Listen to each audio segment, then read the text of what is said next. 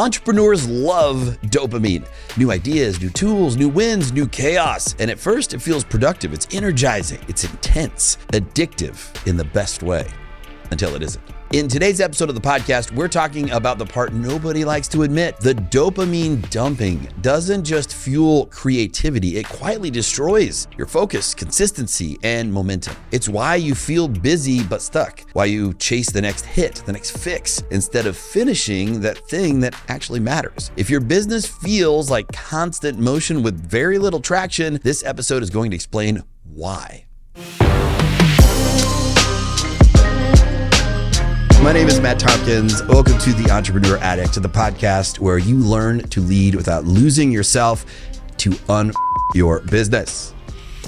So I think Lance, you got to introduce yourself. No, come on, who are you? Why are you here? What is happening? My name is Lance Pendleton. Yeah. I am a entrepreneur. I am an addict, and I am excited to talk today about the best topic of all, which is dopamine junkies and how learning about how dopamine affects you in your entrepreneurial business and your addiction. I forgot to mention, I'm also an entrepreneur, also an addict. Oh, so spicy, so saucy.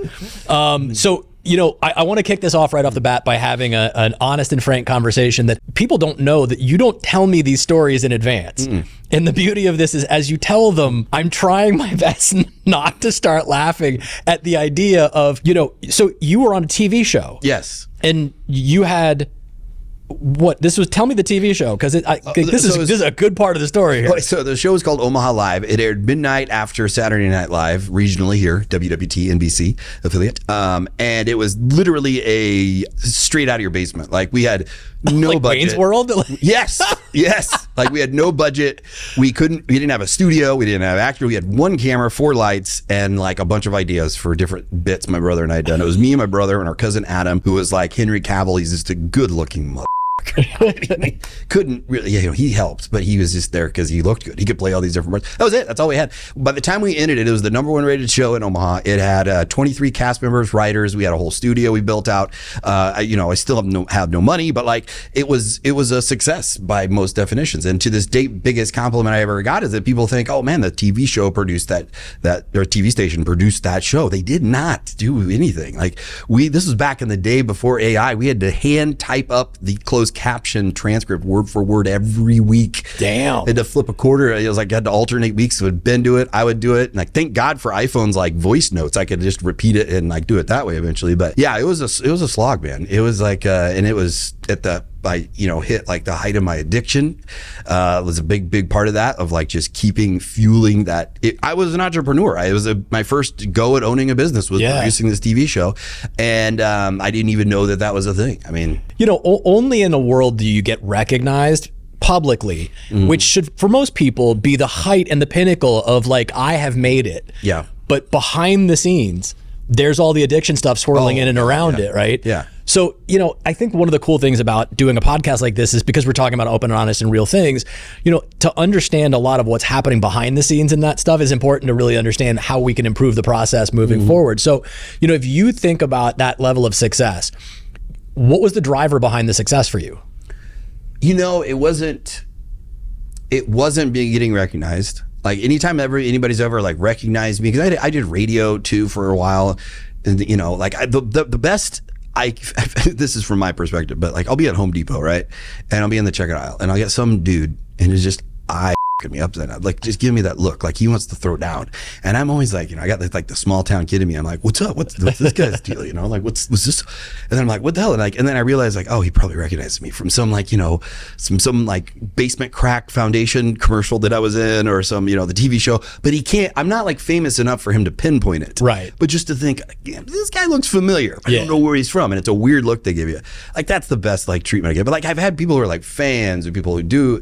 And it always feels weird to me. That's not what I was doing it for. I wasn't doing it for that. And it's like, it's a weird thing when like those people, when you find success doing things, usually it's not how we envision it. We envision like, oh, it's gotta be amazing to be a celebrity. And I wish I could have people run up to me and recognize, hey, our producer Myron and I were sitting there, I'm eating a stack of pancakes at the Nashville airport, have this African-American gentleman, elderly man, just comes beelining towards me. Stops like, you're the guy from TV. You're the guy from TV. And I'm like, what is happening right now? It's like, you're from the basement commercial. I'm like, oh yeah, that's right. It's playing it. Like, but like, it's not something you really want. Like most people, it seems like it's idealistic. It's not. The money wasn't there. In all honesty, the thing that drove me was for the laugh. It was like, I love nailing the joke. I love having the video. It's like that sense of pride and accomplishment with like, all right, that tracks, man, that hits, that like, that song where you get into that emotional groove and you got to listen to that song on repeat like 1,000 times because you're just like, this shit is just, boom. That's what drove me. That high, so that's the dopamine high. Yeah. Right? That idea of creativity, because the laugh track comes from your own creative mindset, right? So I always think about dopamine in the way of thinking of it like it's another drug. And it is, it's a chemical component. But for most of the entrepreneurs that I work with, what's super interesting about dopamine to me is when they get involved in projects, when they get in work and they're doing things that they're incredibly passionate about, that excite them, that are creative, they're solving puzzles, problems. You look at it and people think that dopamine is driven by the outcome. It's actually not. Dopamine is driven up by the perception of the outcome, not the actual outcome. So kind of the way that I explain it is like, you go into something and let's say, for example, you're creating and you're crafting a comedy bit, you're doing all the work in that. And you have this amazing idea, your dopamine levels go up, you're working through this process, it's where you're at your creative high, you're really psyched. You get to that spot, right? And then it comes time to act on it. So you go and you do the comedy bit. And it's like, it's okay. It doesn't hit the way that you kind of hoped it did. So your dopamine levels start to actually drop. But if you go through that process and it bombs, right? Your dopamine levels don't start to drop, they tank. And when they tank that low, the only way for you to recover from that is to then do what? Drive the next massive creative thing that's going to suck you out of that negative headspace and drive the dopamine level back up. And that's why for me, most entrepreneurs are dopamine junkies because they love that creative process. They love chasing the idea, the dollar, the whatever the thing is that's a driver. But what's really scary is when you have that dopamine level drop, they don't realize that it's what causes the cycle of a lot of starts and not a lot of finishes. Because the chase, Matt, is the thing that they go after. And then all of a sudden, what happens next? It doesn't actually work the way they thought it was going to. There's more work involved or there's problems in it. That tanks. Yeah. People are weird about sharing the truth, their real life experience. I've had so many people with conversations where they're like, thank God you're talking about this thing because I don't have anybody else to talk about it. Like we're all sick, twisted. We are. Every single person is. Like, I don't care. The most polite Mother Teresa person has Mother Teresa type person has the same type of thoughts and attractions and desires and ego. To act like we're all these just prim and proper, fit into these things is just, that to me is a disservice to humanity. Because what ends up happening, I'm sharing these ridiculous stories and I can just envision in my head people like, we're like, oh, is this the image that you should be putting out? The goal of this is to share these stories, so that you feel comfortable sharing yours. Because I'll tell you one thing, I had my crazy experience with a blue-haired Brazilian model from Utah that ended as bad as good as you'd think it would, which was terrible. And I have shared that story not for the laugh or the shock and awe, but because everybody has their own crazy blue-haired Brazilian model from Utah. Yours might be someone is different than mine, right? Yeah. But we all have these things, and to pretend that we don't is just, that to me is insanity. Is just acting like we can't share. Because things that you learn about this, when you start to share, you start to learn, oh, I didn't realize that's what I was doing in this process, in my personal life and my professional life. The reason I did this crazy experiment, I did this thing and whatever, it's like, it wasn't just some random just blip, because what'll happen? That blip happens again and again and again unless you're aware of it, right? Yeah, and my crazy story was Larry from Saskatchewan, but that's a separate conversation. No, I'm just kidding. Yes. No. Please continue. No, but it's hard because I think as an entrepreneur, there's this concept that we want to keep this sort of closed veil, and this we want to keep things close to the vest because we don't want to share too much because we don't want the perception. Yeah. And the same thing if you think about it in terms of addiction. I have this business model that I'm trying to protect. I have this persona that I'm trying to protect. When it comes to addiction and entrepreneurs, I see it really, really often that there's this belief mechanism that we have to sort of change who we are in order to accommodate what we think other people's perception should be. So does this mean that we should all be out there running around telling everybody, oh yeah, you know what, I had crazy three-way sex with a Russian or Russians from whatever, you know, not on the first interview, maybe, but the idea is behind it.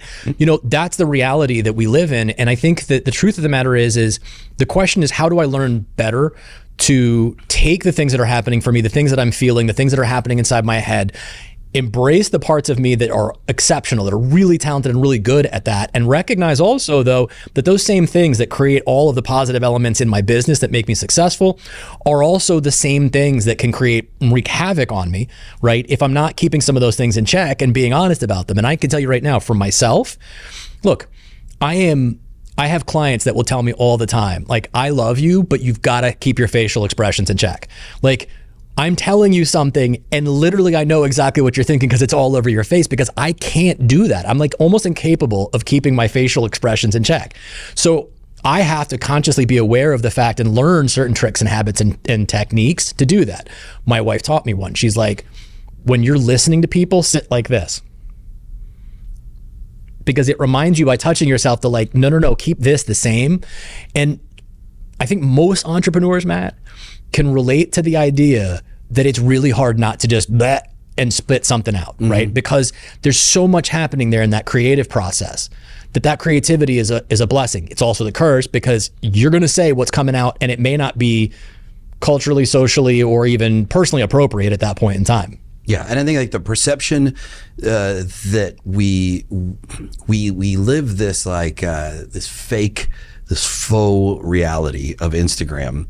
And you and I think, unfortunately or unfortunately, it's like we've taken, was it the blue pill or the red pill that Neo took? You might need a blue pill. I don't need the blue pill. I don't know. The in the Matrix, you know, he took the blue pill or the red pill, and he sees reality for what it is, you know.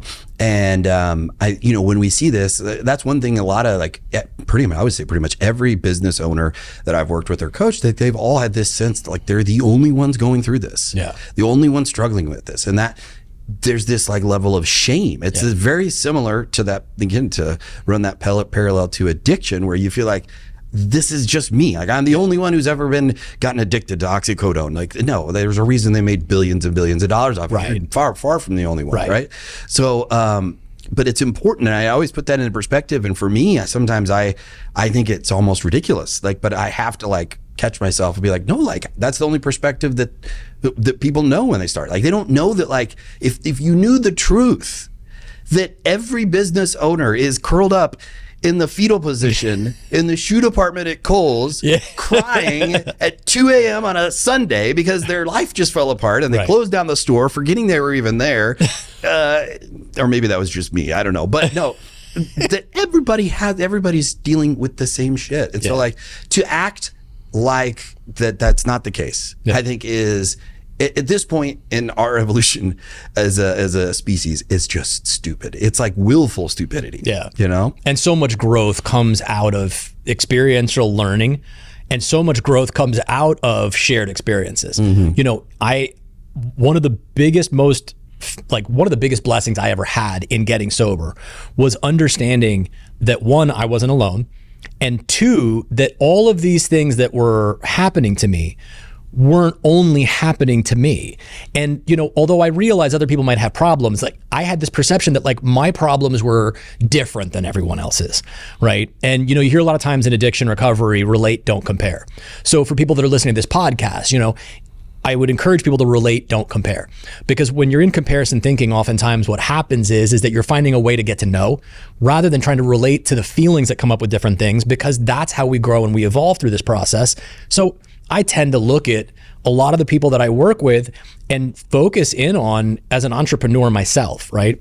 Am I working with somebody and helping them in a way that I genuinely feel is in line with who I want to be, right?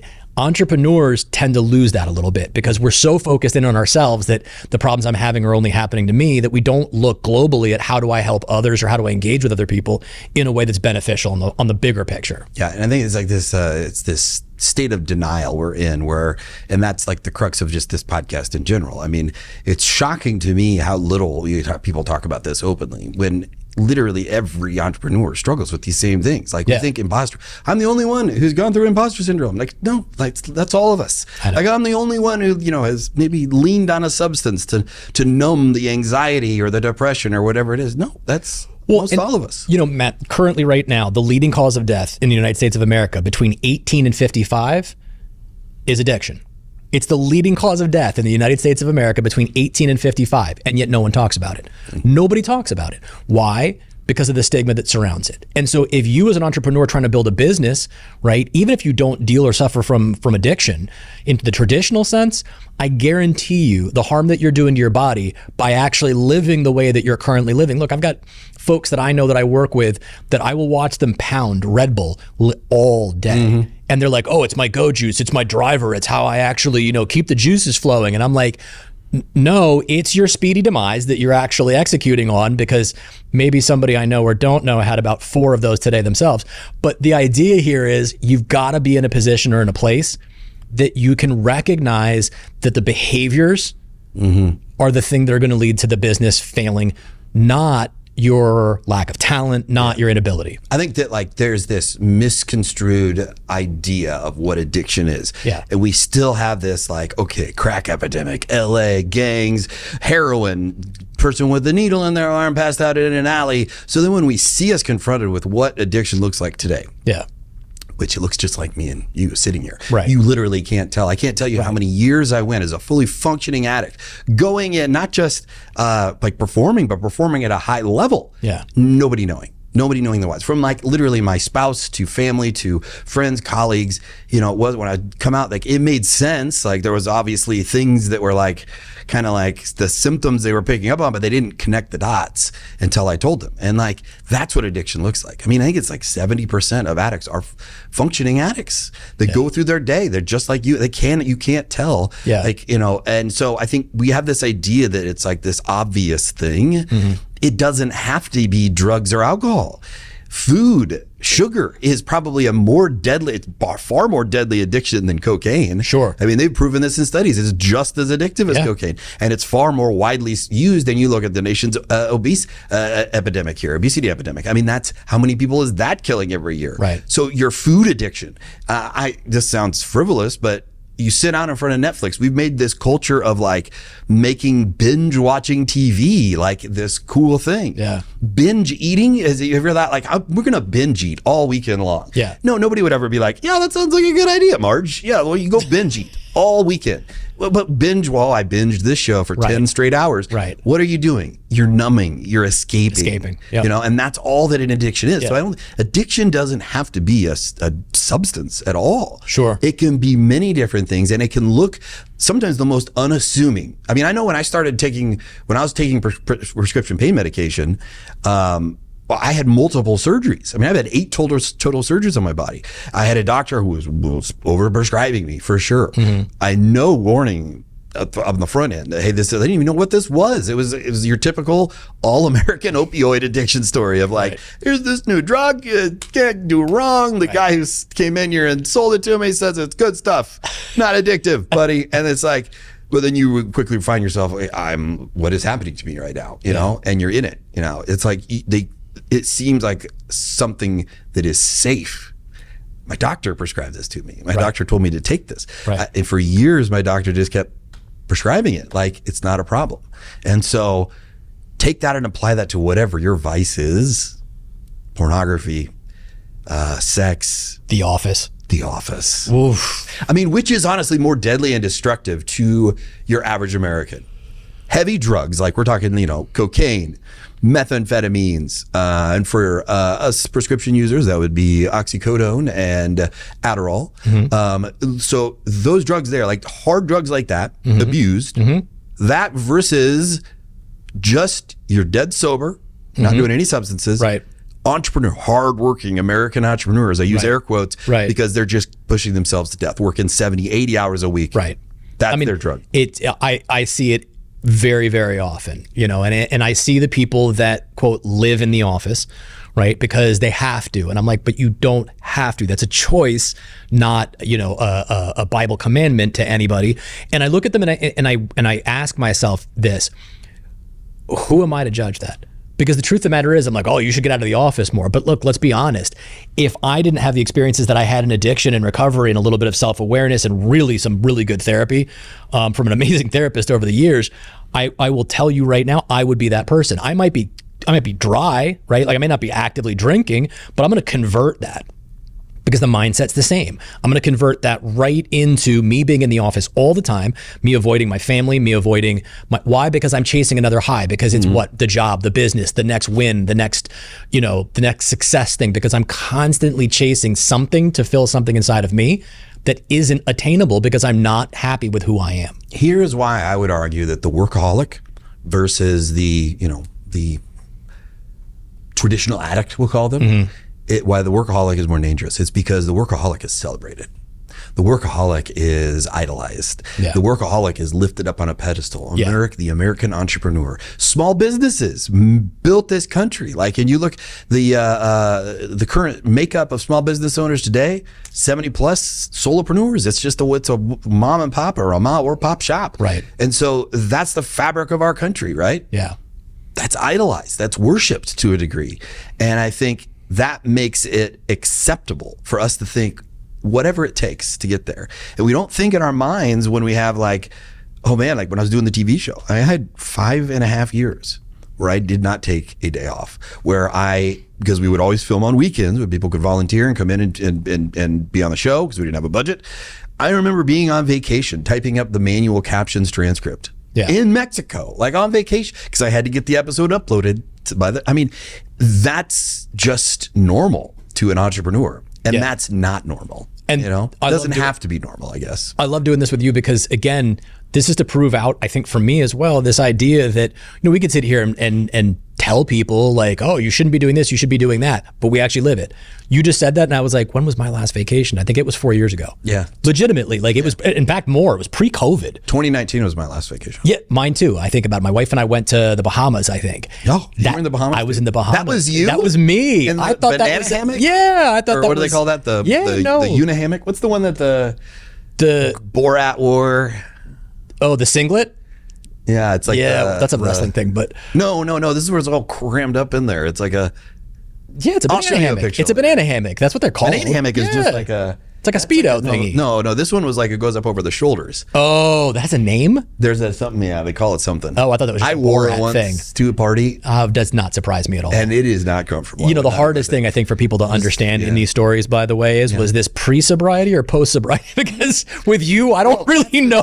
It's like I was just telling this to somebody. I'm like, because I embrace weirdness and I love it. I love being creative. I love being weird. I am a silly, whimsical guy and proud of it. That's who I am. When people see me, if I was on drugs, they think I'm normal. When I'm not on drugs, they think I'm on drugs. That's literally like since we're talking freshman year of high school. I remember they pulled me aside and they were like, what are you? They thought I was on something. Right. Because it was like my kind of coming out of just this new town, new kid. And I finally just kind of broke free. And I was being a freaking rampant, just weirdo running around town. I got all this energy. I was like Robin Williams, but I'm like 13, or 14. Like just too much energy all over the place. And people thought I was on drugs. And then for me, it was the same thing with you. It's kind of discovering all these things slow my mind back. They make me blend in. I feel normal now like everybody else. And anymore. Yeah, it's hard to tell because I make bad decisions both sober and not sober. So it's the essence of an entrepreneur. Yes. Bad decisions. So what's our lesson here today to help on your business? I think the number one thing is to keep the dopamine levels in check and to recognize that you're always going to be chasing that next big thing. But it's really to keep the mindset of, am I creating better balance in my life, right? And to recognize that your business is not going to succeed if you are in that addictive mindset of, I got to live in the office all the time. I have to be pushing harder. I have to be getting up at 4 a.m. in order to be successful. It's really just, Matt, sitting down and recognizing the basics, right? Do I have a little bit of balance? How long have I actually been working on this project, right? How long have I been in front of the computer? What can I do to create some space so that I can step back, reset, and then be better at what I do? Because again, we don't have that built into us often. It just becomes next. how do I focus on myself without diving right into the next thing? And it's like enjoying the journey. Yeah. You know, as cheesy as that sounds. Yeah, that was pretty cheesy. as fuck. Yeah, that's pretty cheesy. But it's true. Yeah. You know, like you ask all of the Tom Brady about his 7 Super Bowl champions. He's going to give you the same answer I'm going to give you about 2 Russian women from New York. Yeah. It was the lead up. It was the anticipation. It was the idea of. It was the process. It was the camaraderie for him, for his teammates, and things like that. That's what he misses. It's not the actual winning of the Super Bowl, that moment. Oh. It's the actual, like, is the anticipation of. Oh, I thought it was chlamydia, but that's a different episode. Oh, sorry. All right, well, there you go. On that note, your business. If this episode made you realize how often you're chasing stimulation instead of progress, don't ignore that. At entrepreneuraddict.com, we help you break the dopamine cycle and build systems that create real momentum, not just momentary highs. Visit us today and start working in a way that actually moves your business forward.